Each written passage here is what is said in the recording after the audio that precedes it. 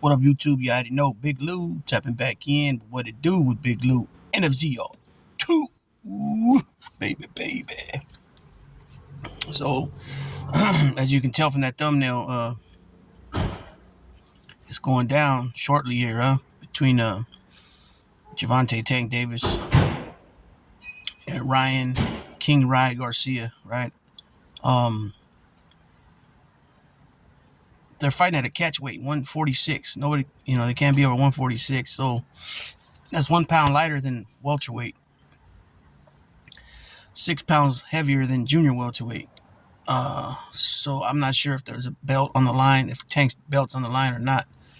Because I believe he holds the 140 belt and the 135 WBA regular belt, I believe. Um, Nonetheless, this should be a good fight. From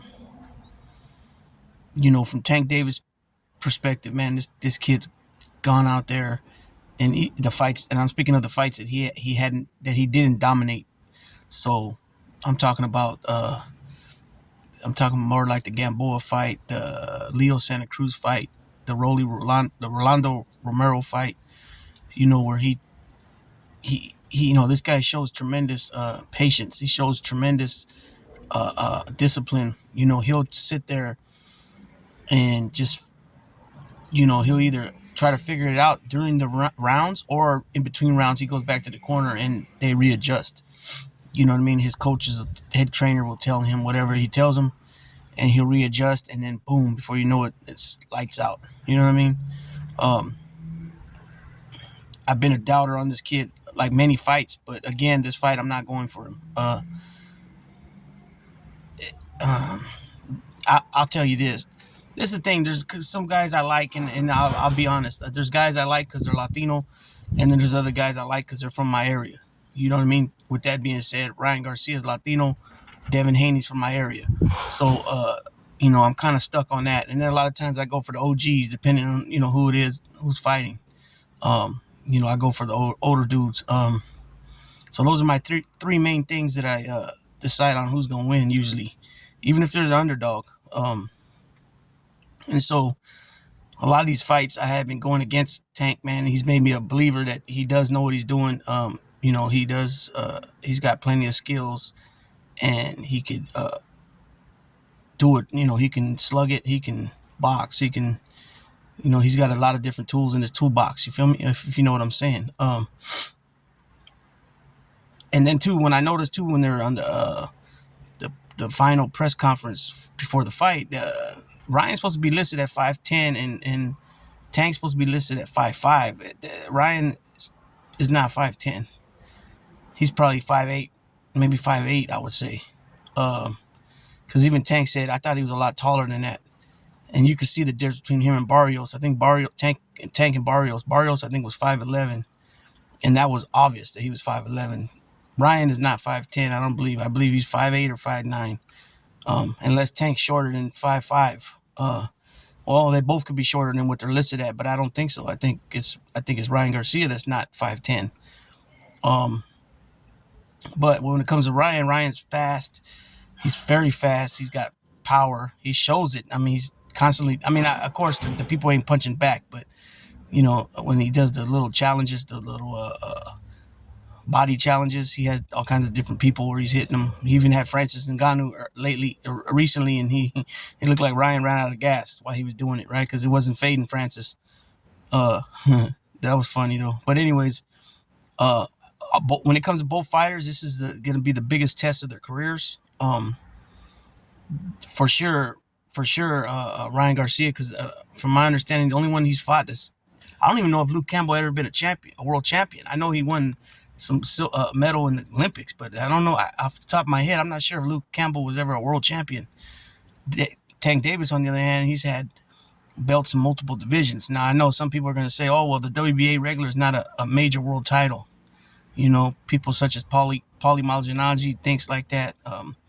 They don't feel that the WBA regular belt is a major title. They consider it a secondary title, and because they have the WBA Super, which Devin Haney holds that, right? And I'm not sure who holds it at the 140 level. It might be Josh Taylor. I'm not sure. So I don't look at I don't look at it like that. Even though there is a lot of belts, you got the 4 belt era now, and now you got the WBA regular. That's six. That's 5 belts. You know what I mean? That would be considered a fifth belt out of five. The bottom belt out of the five. Um, I don't look. I don't necessarily look at it like that. So if you really want to look at it like that, what Tank Davis has only been, he's only won a major world title in one division. Then I think because he's held a couple of WBA regulars. Um, but he's been in there with a lot of different champions. Like I said, Leo Santa Cruz, Gamboa. He's been in there with Hector Garcia. He's been in there with a lot of guys. A lot of guys he's been in there with, and some guys that didn't have titles that were tough guys, such as Isaac Cruz, Rolly Romero, Mario Barrios. I'm not sure if Mario Barrios ever won a title, but he was a tough kid, tall. Just was his statue made him. I think just for him being 5'11" and his statue made him a difficult fighter, more difficult than if he was 5'7" to fight. But I heard a good point the other day. Somebody made a point that if when Tank gets ready to start tanking, meaning getting ready to start throwing bombs, that Ryan, instead of him, trying to, defend it, to just, fire back before Tank could tank on him, and hit him with the, 1-2 or just a nice stiff right jab, a right jab or excuse me, a left jab.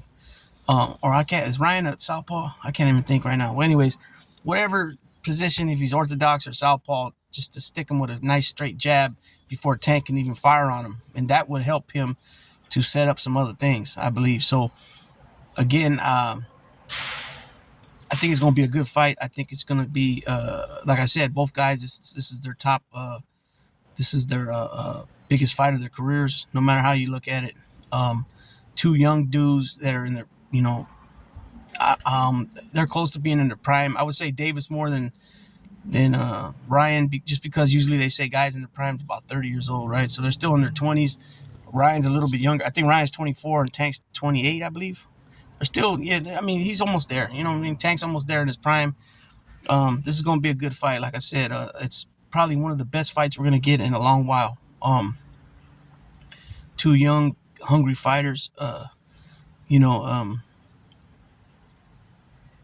Yeah, I agree. That I heard another podcaster say that this is the best fight that we've had in a long time, and I'd probably have to agree. I think all the other fights, the ones we do make, they're either one-sided. We know one side's gonna whoop on the other one, walk them down, or they're over the hill already. They're not in their primes. They're more like mid-30s, late 30s when they fight each other.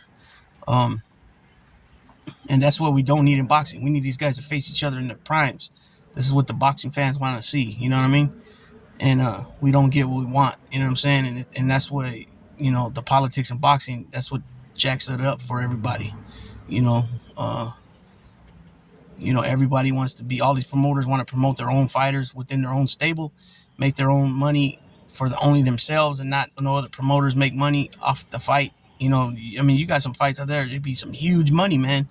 But some of these fighters don't want to do a 50-50 split when both fighters are well accomplished and, have a hell of a resume on both sides, multiple world titles on both sides, but yet they want to go 60-40, 70-30, 65-35, that type of shit. You know what I mean? 55-45. I think when it comes to like Crawford and Spence, it should be straight down the middle, 50-50. When it comes to Tyson Fury and Usyk, it should be 50-50. Usyk was already the king at cruiserweight. Now he's got 3 of the 4 belts at heavyweight. It should be 50-50, not 70-30. You know what I mean? So that's just how I feel about that. So with that being said, I'm going to go ahead and tap on out and find out what's going on with this fight. And everybody have a good one out there, huh? Big Lou signing out.